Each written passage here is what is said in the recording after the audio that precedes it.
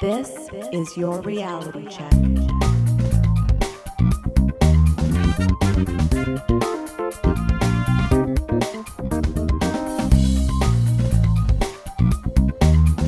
Hi everyone, and welcome to The Reality Check, the Canadian show that explores a wide range of controversies and curiosities using science and critical thinking. With me today, as usual, is Adam Gardner. What's up, cuboids? With special guests, Cristina Roach. Hey! And former producer Pat. So nice to talk to you guys again. Welcome back. Remind me, who's who at that Darren that you're talking right now? You guys all sound the same. Darren's the Canadian sounding guy. You guys have morphed. What you talking about? We have a great show for you today. Pat is going to give us a wonderful game of Name That, Spot the Fake. Ooh. Your favorite, Darren. But first, Cristina is going to look into the question, did Hedy Lamarr invent Wi-Fi? Mm-hmm.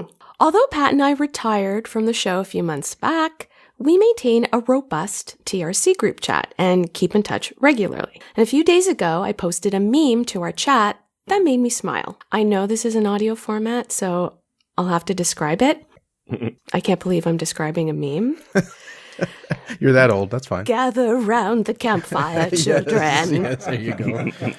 The original memes. At the top half of the meme, there are three photos. First, Jack Dorsey with the text, I made Twitter, followed by Mark Zuckerberg with the text, I made Facebook. That's how I imagine he sounds. And finally, Steve Jobs with the text, you guessed it, I made Apple. Now, below their photos is a photo of Hedy Lamarr. If you don't know her, she was a Hollywood bombshell actress famous for roles in 40s Oscar-nominated movies. Now, the text over her photo reads, I made Wi-Fi. Bam! Mic drop. Right? Boom. It's also much larger as a photo. Yes. Now, the four of us had already planned to tape a show together when Darren chimed in saying, and that's not quite true. Maybe that could be your segment.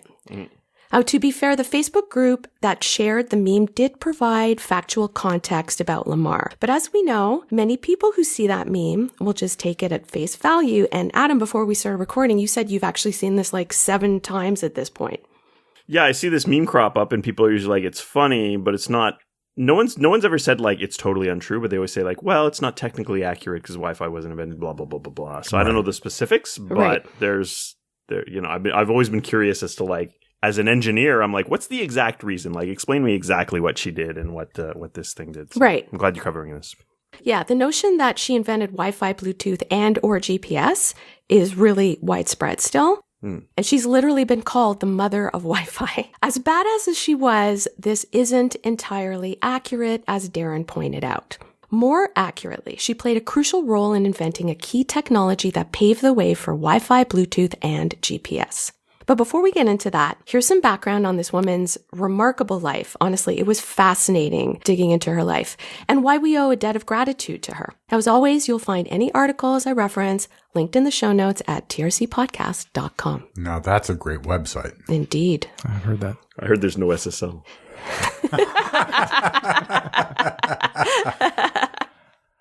Okay, Hedy Lamarr, born Hedwig Eva Keisler in Vienna in 1914, was the only child in a wealthy Jewish family. Her father was a bank director with a very inquisitive nature and often took her on walks explaining how various machines work. And that sparked her early interest in mechanics. By age 5, she was already dismantling and reassembling her music box to understand its mechanics.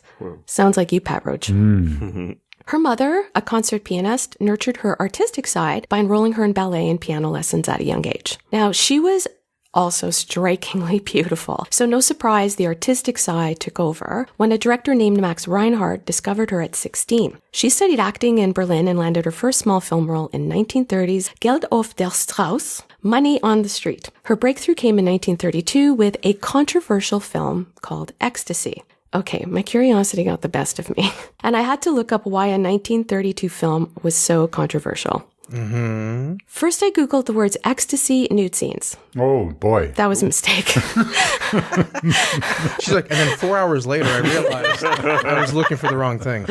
Oh, and then it was midnight. So I made my Goog search more descriptive, and eventually I found a clip on Reddit of Lamarr swimming topless in a scene, which does seem pretty scandalous for 1932. According to Wikipedia, quote, ecstasy was controversial in some countries because of the film's nudity and the orgasm scene. Lamarr later claimed in interviews she was tricked into the nude scenes by the director, and there was no mention of the nude scenes in the script. I digress. Oh. Fritz Mandl, an Austrian military weapons dealer, became captivated by her after seeing her in a play, and they got hitched in 1933. The marriage, not good. Lamarr said later that she felt like a doll under his control, and she was also forced to entertain his questionable associates, which included Nazi sympathizers. Oh, and I think you said she was Jewish, no? Yes. Yeah, okay. I mean, if you can't trust an arms dealer, who can you trust? Yeah. In 1937, she escaped one night on bicycle, eventually ended up in London, along with some pretty valuable knowledge of wartime weaponry gleaned during Mandl's dinner table discussions. Now, a couple of significant meetings happened that would change the course of her life. Before World War II, she emigrated to the U.S. and caught the attention of Louis B. Mayer, one of the M's and MGM studios, on a ship from London to New York. And although her English was really just passable, she managed to secure a lucrative Hollywood contract and settled in Beverly Hills, started mingling with celebs, and then she was introduced to a man named Howard Hughes. Oh. Now, for those who only think of his eccentricities and reclusiveness when hearing his name, a reminder that Hughes was, quoting from Wikipedia here, an American aerospace engineer, business magnate, film producer, investor, philanthropist, and pilot. He was best known during his lifetime as one of the richest and most influential people in the world. Now, Lamarr actually dated Hughes, but she was really more attracted to him for his obsession for innovation. Typical woman. Like, I know you may be rich, but I'm more interested in your aerospace ideas. And he knew that Lamarr had a brain for science. So he bought her a bunch of equipment that she literally put in her trailer. She basically turned her trailer on a set into a lab where she worked on inventions between filming. This is amazing. Wow. Mm-hmm. Yeah. He even took her to his airplane factories and introduced her to the many scientists working for him. And this is wild. I'd never heard this before. He had a well-known quest to make faster planes for the military. So inspired by this, Lamarr studied the fastest fish and birds. Basically, she took the fins of the fastest fish, the wings of the fastest bird, and she combined their features into a new wing design for Hughes. She presented the sketch to him, and he said, "You're a genius." Wow. Which is cool that he didn't just go, "Oh yeah, give me that. Yeah, bye. Who are you?" But very cool. And she truly was a genius. She went on to invent a few things and improve traffic light, etc., but barely got any recognition as an inventor in the 40s. And the film studio didn't exactly want to publicize that unsexy narrative, right? That's such an interesting narrative that I guess today I feel like people would jump all over and be Absolutely. like, what? Yeah. You mean this person who's this crazy great actress really does all this cool science stuff? But Yeah. maybe in the 40s it didn't fly. Yeah, considering I do that for a living, I'd be all over that for sure. Yeah. In 1940, Hedy met George Antheil, a fellow inventive spirit known for his writing and experimental music. This gets pretty wild, guys. After sharing the concerns about the war, Lamarr drew on her knowledge of munitions from her marriage to Mandl and teamed up with Antheil to develop a communication system designed to guide torpedoes. Here's a quote from Antheil. Hedy said that she did not feel very comfortable sitting there in Hollywood and making lots of money when things were in such a state. You hear that, Kardashians? Oh, shots fired. They listen to this podcast, right? If we just get a hate tweet, it'll be good for us. I think just going by the numbers, the chances that one of them listens to our podcast is like 75% or something. Yes. Like maybe it's like Robert. Okay, so the duo invented a brilliant communication system aimed at directing torpedoes to their targets during wartime. The system utilized frequency hopping, aka spread spectrum, where the transmitter and receiver would simultaneously switch between different radio frequencies. This prevented the radio waves from being intercepted, ensuring the torpedo reached its intended destination. Now, you may wonder what a musician like Antheil's contribution was here, and Pat, you will especially find this super interesting. Mm-hmm. Antheil drew on his experience with ballet mécanique, in English, mechanical ballet, a 1924 Dadaist post-Cubist art film he scored, and the 16-player pianos he used in the film to come up with a way to synchronize the quick-changing radio frequencies that Lamarr envisioned. So more specifically, he developed a system to control jumps between 88 pre-programmed frequencies based on the 88 keys of a piano. Whoa. Yeah. Wild, eh? Now, I actually have a link to this weird-ass short film in the show notes. Just, as I said, Dadaist, just be prepared. Believe it or not, and even though a patent was issued for the tech in 1942, the Navy chose not to adopt this technology. I was pretty shocked to learn this, and I dug deeper to learn why, and it makes sense in context, right? They worried she may be a spy, she stole this invention from the Nazis, etc. According to military.com, quote, the Navy not only was not interested, but it also classified the design as top secret and seized her patent, considering her an alien with ties to a foreign adversarial power. The U.S. military even condescendingly suggested to Lamarr that she could best help the Allies' mission by showing her beautiful face during United Service Organization, USO appearances, and use it to help sell war bonds, end quote. Classy. Well, you know, guys, guess what? Despite this rejection and condescending BS comment, she did, in fact, still raise millions of dollars for the war effort and then eventually became a U.S. citizen in 1952. As a true patriot. Yeah. And it wasn't until the Cold War, during the 1962 Cuban Missile Crisis, that the U.S. Navy used the technology in ships' communication systems. I mean, it's essentially a crude form of encryption. It's very clever. It is. Yeah.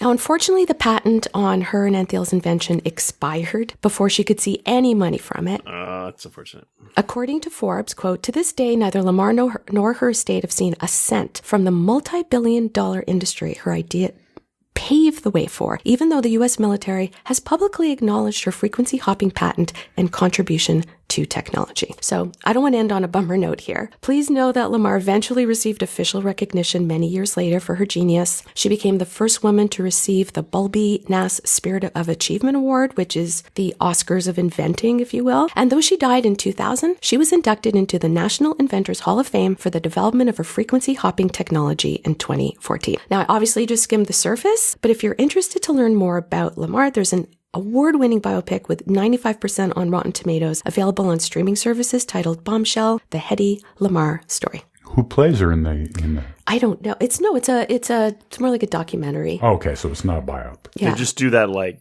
Marvel CG. They get her and Yeah. Only a matter of time. That is fascinating. What a twist and turn life that was. Yeah, nice suggestion, Darren. yeah. So I guess fundamentally that's not really how Wi-Fi works, and that's really what makes the meme untrue. So she invented this kind of amazing sort of encryption ability, but it doesn't necessarily tie into those techniques. She invented an important precursor Yeah. Okay. to Wi-Fi. Okay. Yeah, it's very cool. It's unfortunate how the internet works, right? Someone does something amazing, but because it's not literally what they said in the meme, then you just diminish that.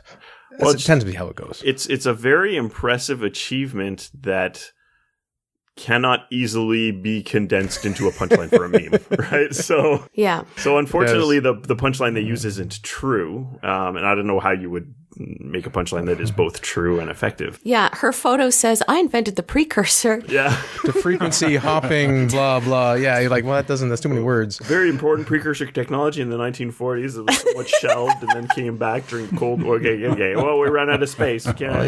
Your idea is garbage. We're just going to steal it and classify it. Yeah. Well, I was actually just curious, Mike. There must be some biopic. There should be a Hollywood biopic because this is good stuff. This should be a move. This should be a Hollywood film. It's got all the intrigue, the Nazis. Oh yeah. You got the guy telling her she shouldn't do that, and she's going to put him in his place. You can do all these great things. Munitions dealer. Yeah. Thanks, Christina. It was great to hear all that backstory on such a fascinating person and what you managed to achieve. And now we turn to Pat for a fantastic, not embarrassing for any of us game of Spot the Fake. All right, here we go with everyone's favorite, mostly guessing game. Name that. Oh, boy. Today we play another edition of the pain in the butt to research, but always fun to play, Spot the Fake. We have 5 questions, no tiebreaker. If we're tied after 5 questions, we end that way. For each question, I'll give you 4 so-called facts. 3 are true, 1 is not, and I'll ask you to spot the fake. I've randomly determined our starting order and will rotate. Adam. Yes. Spot the fake. Is it A, lollipops were originally invented as a way to get picky children to take medicine? Oh. Or B, fossilized lightning can occur when lightning discharges into the ground and creates glass? That's awesome. Or C, Melbourne, Australia used to be called Batmania? Wow, I hope that's true. I hope so. Yeah, me too. Wallabyville was taken. Or D, Tolstoy's wife handwrote the first 7 drafts of War and Peace? Hand wrote. I'm going to go with D. That sounds grueling. And if it's true, props to her. No, that one's the fake. Oh, wait. Sorry. You have to spot the fake. Let me this one over. I mean, all these are somewhat believable as a parent. Obviously, the lollipop one. Batman? I mean, what else would it mean? I'm going to say that one's fake, even though I wish it's true. So C. Okay, Adam goes with Batmania. Next is Cristina. Again, great job. I don't know why. The lollipop, resonates with me. It sounds like something that is so easily true. I think it's not. So I think A is the fake. Okay. And lastly, Darren? Perhaps not fair to ask for clarity after. When you say the lollipop was invented, this is not that the lollipop is medicine, but it's a bribe? Or what? Oh, I assume the medicine's inside the lollipop. Correct. Somehow. Yeah. I mean, also, I'm trying to think, if the War and Peace thing, that would mean like he dictated it to her? That seems weird. A lot of people are weird. Again, well done, Pat. I'll pick Batmania also. Mania. What else could it mean? It's got to be someone's name or something? All right. Darren agrees with Adam. Tolstoy's wife did handwrite the first 7 drafts of the 500,000 word novel. Wow. Fossilized lightning is a thing. That's cool. Melbourne was once called Batmania after explorer John Batman. Yes. Lollipops as medicine is made up. I wonder if it would have been possible. I watch a lot of weird history videos. Yeah, like at the starting, because you would have to like make a partial mold and then fill it in. Like, it sounds more complicated to make than a normal lollipop, right? All right, question number 2. Cristina, spot the fake. Is it A, Edgar Allan Poe once bit a man's finger off over a shot of whiskey? Or B, pearls will dissolve in vinegar? Or C, twice as many Civil War soldiers died from disease than as a result of battle wounds? Or D, frustrated that announcers would not use his nickname, boxer Marvin Hagler legally changed his name to Marvelous Marvin Hagler? I go with B. Cristina says B. Next is Darren. You sound like an announcer from the 60s. Price is right. Trying to keep it upbeat. Yeah. Tell Darren what he won. A Parker pen set. Canadian for game two. shows when we were kids. Bumper stumpers. Cool prizes plus this one that was obviously sponsored. You win $40 Canadian. I'll go with A. All right. Darren goes with A, and lastly, Adam. I think I'm going to agree with Cristina. I think the pearl one's fake because I feel like if that was true, they would dissolve if they touched like certain sweat or something. And that would obviously not be great for people who have pearls. Twice as many Civil War soldiers did die from disease. The result of sanitation. So this is like injured soldiers maybe, and they got a disease in their injury, or they just died anyway because... Just from disease as opposed to battle wounds. Wow. Just so everyone knows, that's pretty common. Yeah. Disease killed more people. And then almost True. in any war, more people die from like hunger and disease than death. And Yeah. I mean war inflicted wounds. Yeah, like supply chain issues resulting from war causing, all sorts of terrible things. So it's very sad. I remember one of the best infographics I've ever seen is like Napoleon's march on Russia. Yep. And you can see as they cross lakes and ponds and things like that, just how many people died off. It was wild. That is one of the most famous graphs. Yeah. Edward Tufte loved that one. And this is how you should visualize data. Exactly. I had someone come in and speak about him and his infographics, and they're great. Okay. Hagler did change his name to include Marvelous. Huh. Pearls will dissolve in vinegar. Yes. Edgar Allan Poe did not bite off a man's finger. No, it was his toe. It was actually the ear. Mike Tyson precursor. All right, question number 3. Darren, spot the fake. Holy Communion wafers are sold in Quebec as snacks. B. Everything's a snack if you treat it right. B. The like button on Facebook was originally going to be the awesome button. Oh. C. Drinking 2 to 3 cups of caffeinated coffee per day is associated with a slightly shorter lifespan. Or D. Giraffes are 30 times more likely to get hit by lightning than people. I can't believe we're laughing about giraffes. Well, I'm picturing like how were the stats done on that giraffe thing, right? I guess giraffes make the stats? the problem is they just won't stop golfing when it's raining. Yeah, I'm kind of proud of that, even though it's terrible. I guess if they're hiding under a tree, maybe that's a tall tree, Christina. A super tall tree. Right. 30 times more likely. Is that a per capita basis? Okay. You know what? I just like the giraffe thing. I'm going to say D. Oh, damn it. All right, Darren goes with the giraffes. Next is Adam. I believe C is false because I believe that drinking 2 to 3 cups of caffeinated coffee a day will make your life longer. All right, Adam picks coffee. And lastly, Christina. I know B is true. The awesome one. Oh, I can't believe this wafer Quebec thing. Come on. Voyons, Adam. I feel like the coffee thing's a ruse. Okay, I'm going to go with coffee. C. All right, Christina agrees with Adam. So sidebar before you answer. Yeah.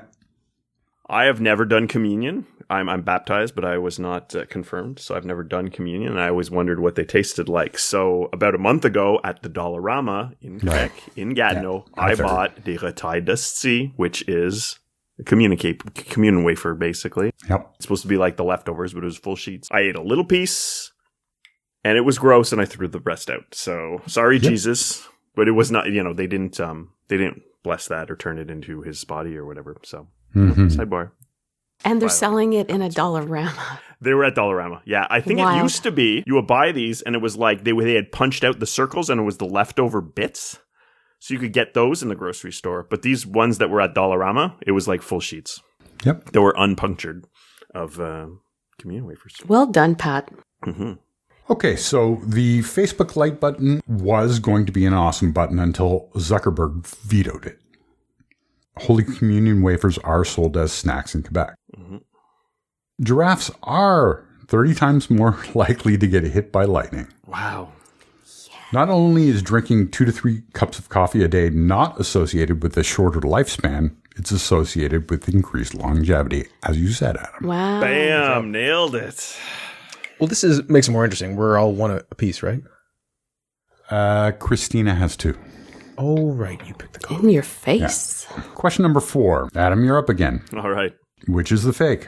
Humans are the only species that cry tears of emotion. Oh.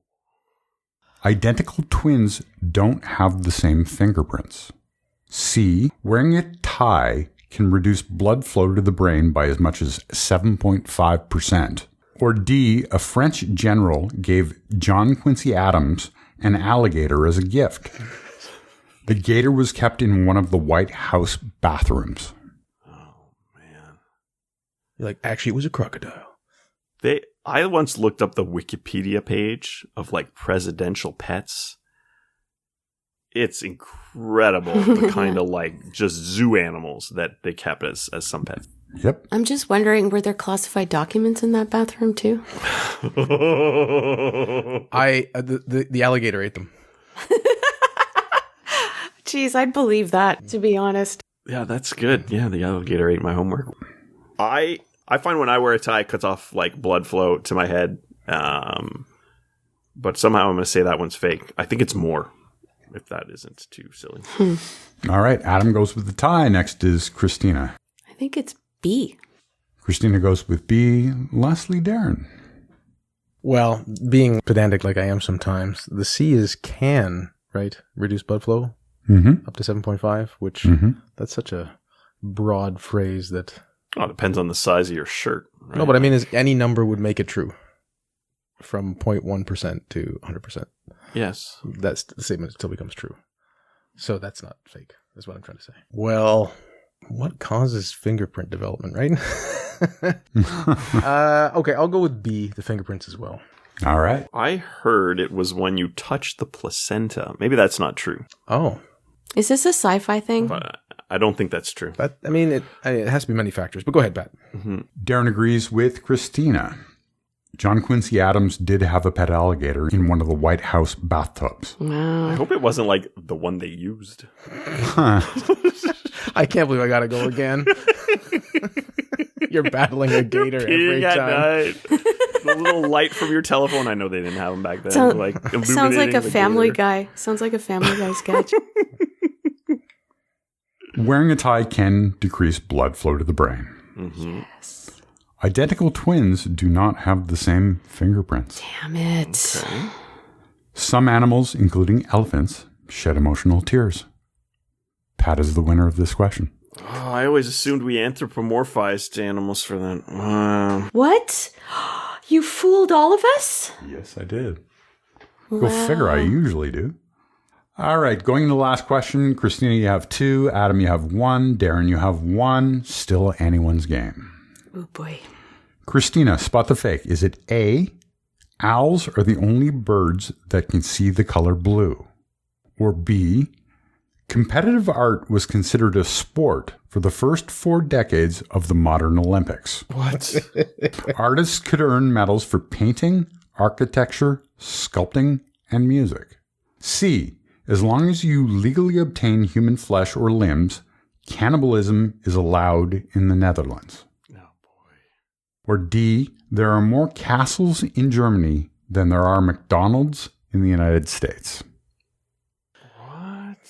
Oh, boy. This is interesting because some of these seem so obviously fake. I'm leaning A. Owls. Cristina says owls. Next is Darren. Okay, so I'm trying to let's just get my head around this. How many millions of castles you'd need? Oh my god. Maybe there aren't millions of McDonald's. I know there are a lot of castles in Germany, but all right, I'll be educated. I'm going to pick the McDonald's one. Sounds preposterous. I think it's fake. All right, Darren goes with McDonald's. And lastly, Adam. Yeah, this McDonald's one. Like, there's got to be thousands. So I think that one's fake. Maybe castle doesn't mean what I think it means, but I think I've seen like one castle in my life, which is like Casa Loma. Just because, like, I don't know. You know, I've never been to Scotland. I haven't seen a ton of castles, but Yeah, I don't think that counts. that's I don't know. Yeah, that just seems fake. Sorry. All right, Adam agrees with Darren. There are around 13,000 McDonald's in the U.S. and around 25,000 castles in Germany. Wow. Hell shock. Yep. I'd be more shocked, but I looked it up while Adam was talking. I'm like, damn it. Wow. Competitive art was a sport in the Olympics. Yes, I knew that one. Cannibalism is legal in the Netherlands. Owls are not unique in their ability to see the color blue. Congrats, your winner is Cristina. Good job, Cristina. 3. Yes! Woo! I can't believe there are that many White Castles in Germany. I'd like to thank YouTube for all the endless hours I've wasted Doom scrolling. filling my mind with the blue thing. I just knew I heard that somewhere. Anyways, I was looking up the nude scenes in Ecstasy. Oh, nice. I wonder if it's like owls are the only ones that look up because their eyes are weird, whereas like normal birds just look down, so they don't need to see blue. It's actually Chat GPT that came up with that lie. Okay. You know what? A listener of this podcast, a beloved listener, should sometime just go through the Spot the Fakes and do a whole thing about explaining what each of the things with the back history. Thanks, Pat. Great game as usual. Mm-hmm. And thank you, listeners, for joining us once again. Cristina gave us an excellent exploration of the life of Hedy Lamarr and her contributions to a precursor to the technologies that led to Wi-Fi. That's still true. And until next time, think better to act better. Peace out, cuboids. Stay classy, not smart-assy. So nice to talk to you guys again. Hopefully soon. Yes. Yay. Thanks, guys. For show notes or to discuss this episode, visit our Facebook page and website at trcpodcast.com. For general inquiries or to send a topic or parody suggestion, email info@trcpodcast.com. Help support the show by leaving a review on iTunes and liking us on Facebook. Follow us on Twitter at TRC_podcast.